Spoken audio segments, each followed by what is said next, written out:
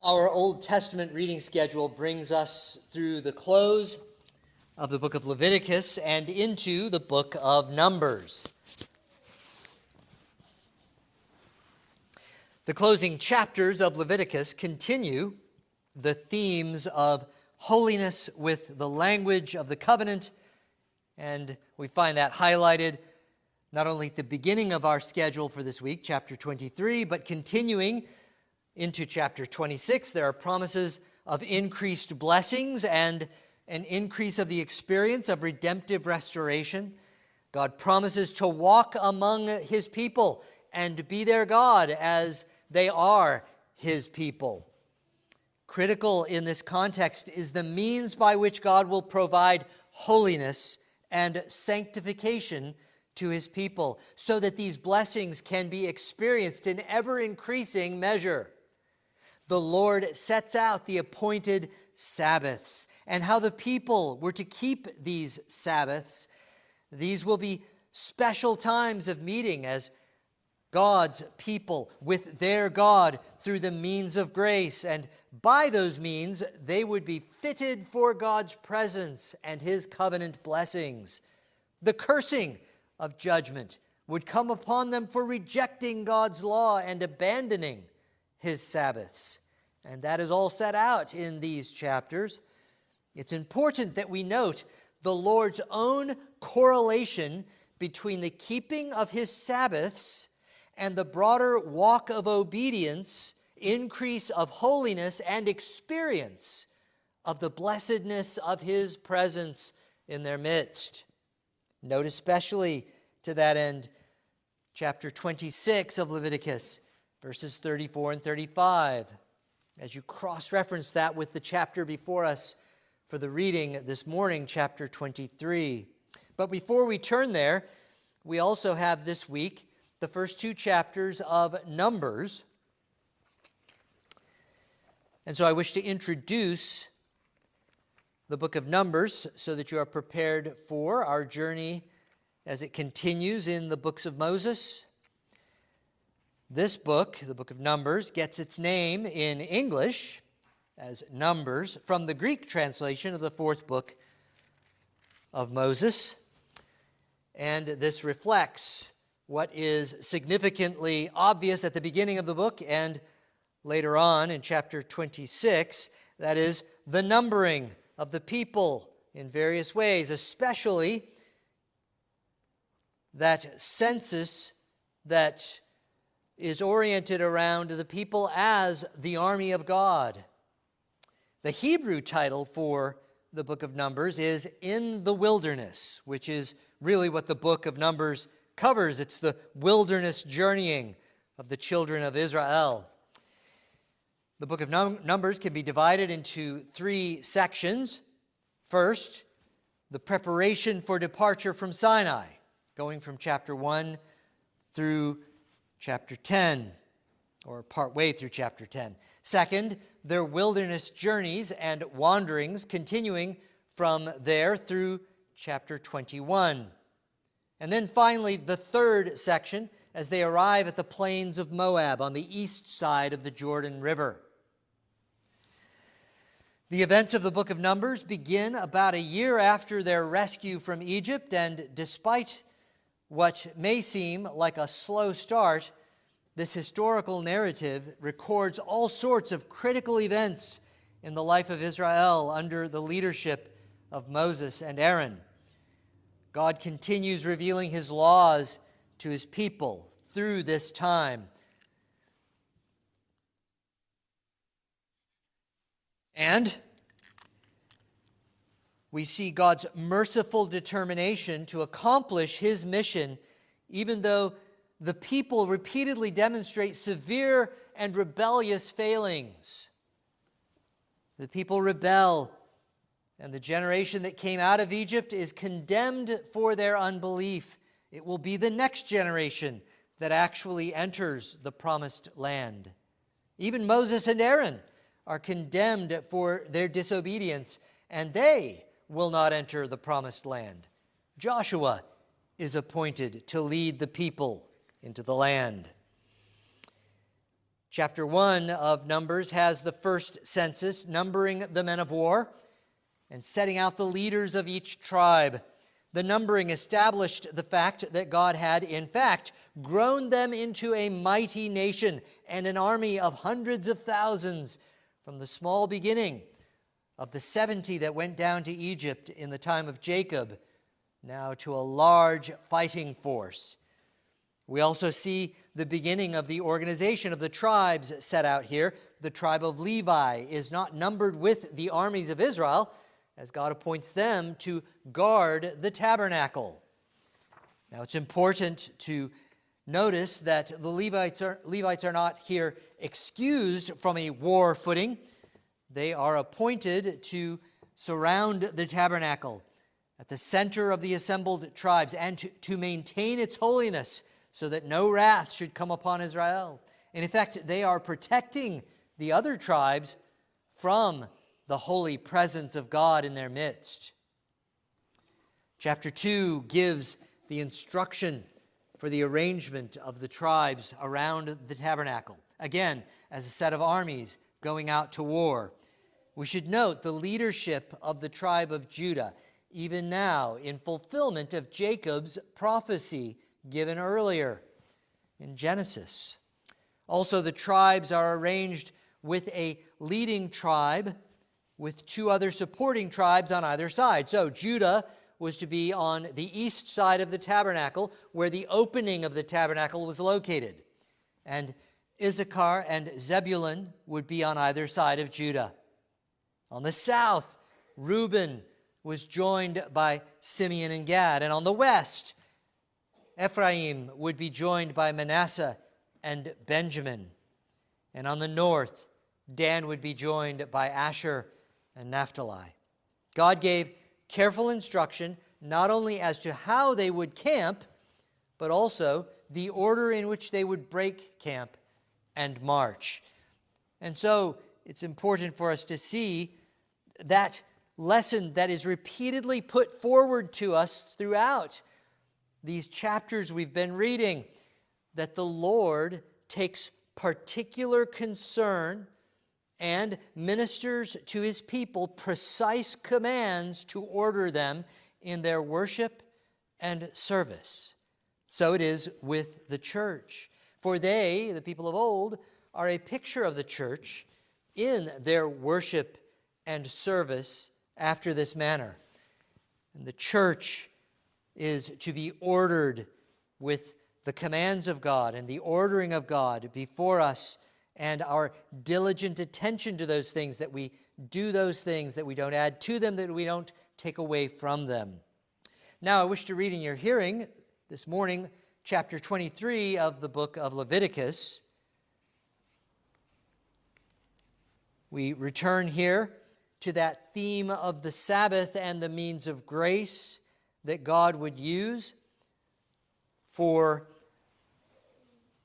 that empowering of his people, that sanctifying them, that ministering by God of his holiness to them.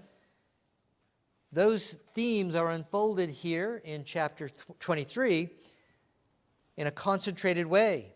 The foundation is laid in this chapter with the attention at the beginning upon the weekly Sabbath. It is part of the moral law, and so rightly sets the foundation, begins the examination and instruction of the Lord with regard to the Sabbath and those special Sabbaths appointed by him. Here, the weekly Sabbath is of a perpetual order, since its origin is in creation, and it's reflected in the fourth commandment of the Decalogue, of the moral law revealed. All other commanded feast days and the Day of Atonement are set out as special appointed Sabbath observances upon this foundation of the weekly Sabbath. Here we learn several criteria of the Lord's Sabbath appointments. That is, part of what makes a Sabbath in how it's observed. First, a Sabbath is a sacred day of solemn rest in which no ordinary labor, or what the Puritans called servile labor, is to be done. There is to be, secondly, a sacred assembly.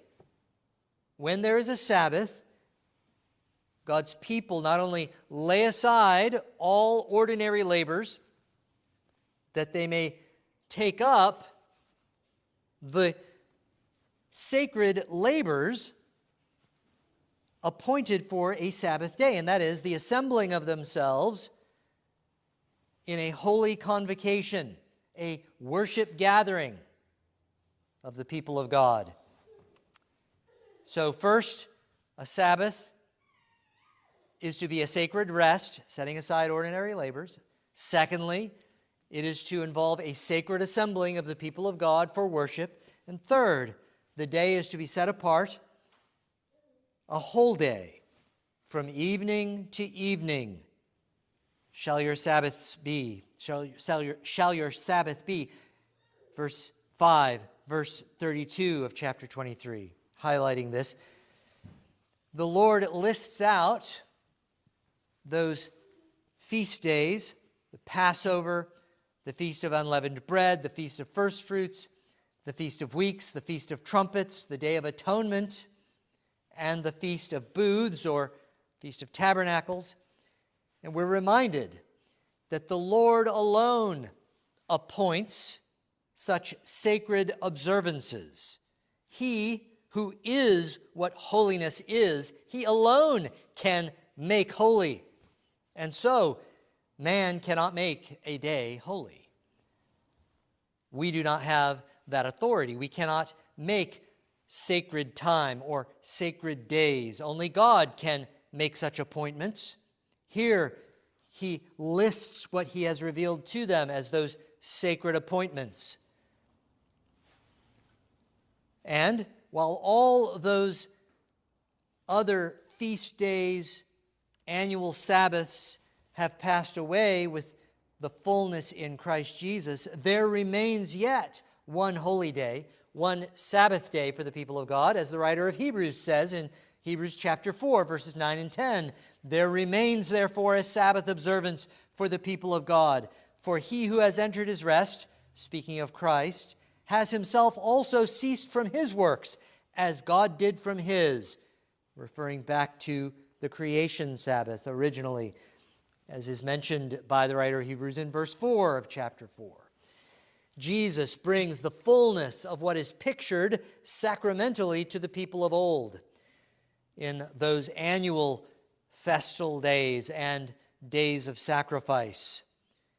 God is now present with us in greater power, filling us with his Spirit and transforming us by his means of grace. But do we prepare to meet with him? Do we diligently keep that Sabbath day which remains for the people of God, it having been changed from the seventh day to the first day, the day of the new creation in Christ Jesus, his day of resurrection, the Lord's Day?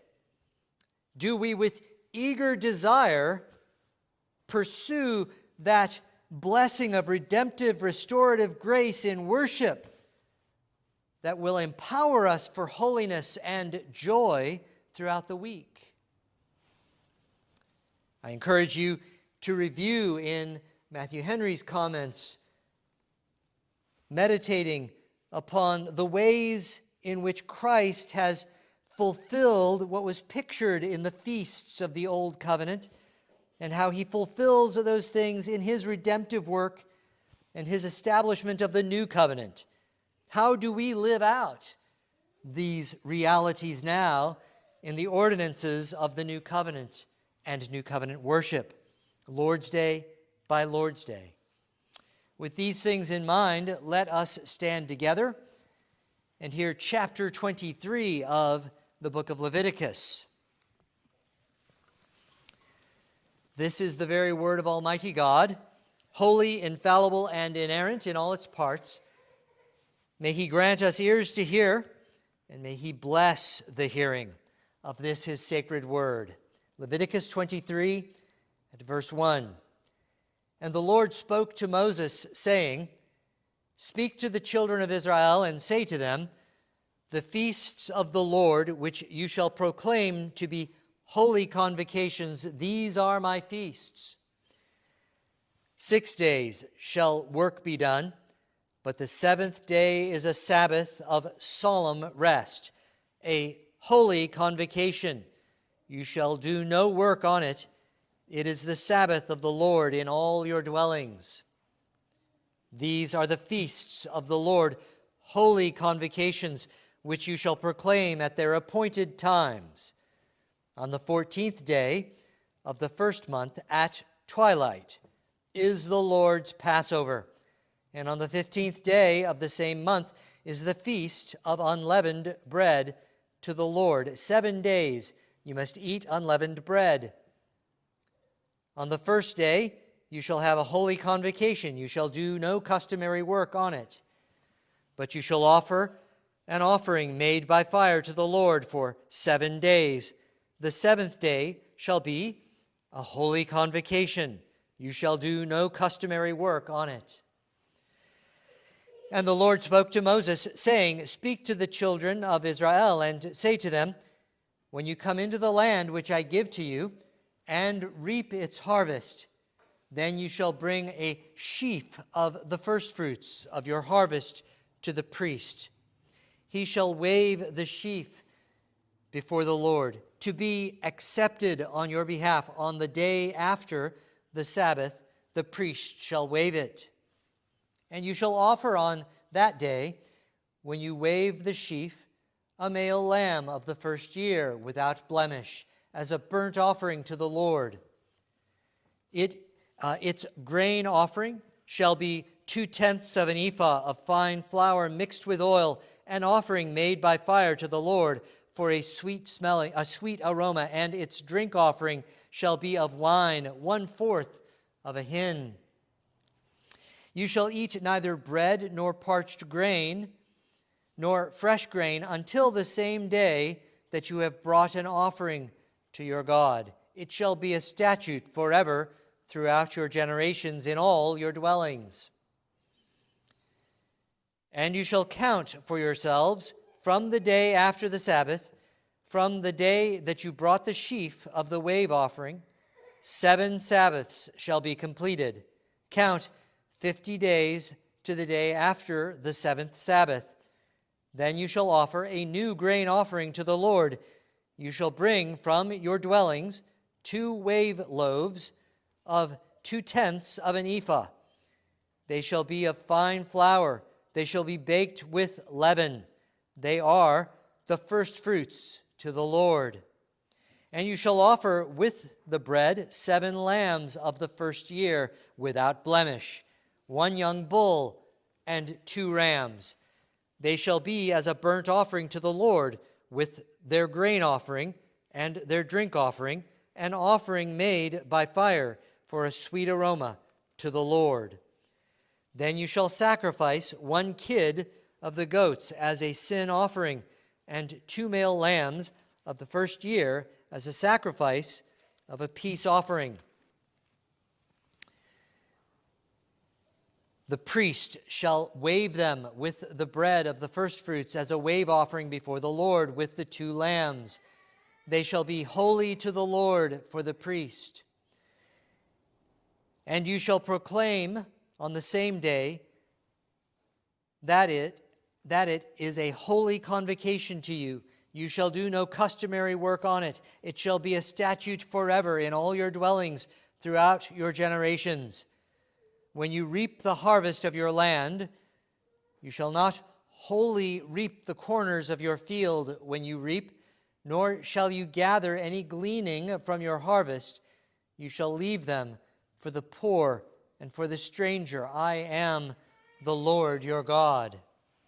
Then the Lord spoke to Moses, saying, Speak to the children of Israel, saying, In the 7th month, on the first day of the month, You shall have a Sabbath rest, a memorial of blowing of trumpets, a holy convocation. You shall do no customary work on it, and you shall offer an offering made by fire to the Lord. And the Lord spoke to Moses, saying, Also the 10th day of this 7th month shall be the Day of Atonement. It shall be a holy convocation for you. You shall afflict your souls and offer an offering made by fire to the Lord. And you shall do no work on the same day, for it is the Day of Atonement, to make atonement for you before the Lord your God. For any person who is not afflicted in soul on the same day shall be cut off from his people. And any person who does any work on the same day, that person I will destroy from among his people. You shall do no manner of work. It shall be a statute forever throughout your generations in all your dwellings. It shall be to you a Sabbath of solemn rest, and you shall afflict your souls on the 9th day of the month at evening.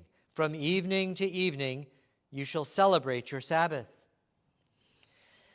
Then the Lord spoke to Moses, saying, Speak to the children of Israel, saying, The 15th day of this 7th month shall be the feast of the tabernacle for 7 days to the Lord. On the first day there shall be a holy convocation. You shall do no customary work on it. For 7 days you shall offer an offering made by fire to the Lord. On the 8th day you shall have a holy convocation, and you shall offer an offering made by fire to the Lord. It is a sacred assembly, and you shall do no customary work on it. These are the feasts of the Lord, which you shall proclaim to be holy convocations, to offer an offering made by fire to the Lord, a burnt offering and a grain offering, a sacrifice and drink offerings, everything on its day. Besides the Sabbaths of the Lord, besides your gifts, besides all your vows, and besides all your free will offerings which you give to the Lord. Also, on the 15th day of the 7th month, when you have gathered in the fruit of the land, you shall keep the feast of the Lord for 7 days. On the first day there shall be a Sabbath rest, and on the 8th day a Sabbath rest. And you shall take for yourselves on the first day the fruit of beautiful trees, branches of palm trees, the boughs of leafy trees, and willows of the brook. And you shall rejoice before the Lord your God for 7 days. You shall keep it as a feast to the Lord for 7 days in the year. It shall be a statute forever in your generations. You shall celebrate it in the 7th month. You shall dwell in booths for 7 days. All who are native Israelites shall dwell in booths, that your generations may know that I made the children of Israel dwell in booths when I brought them out of the land of Egypt. I am the Lord your God. So Moses declared to the children of Israel the feasts of the Lord. Thus ends the reading of God's holy word. You may be seated.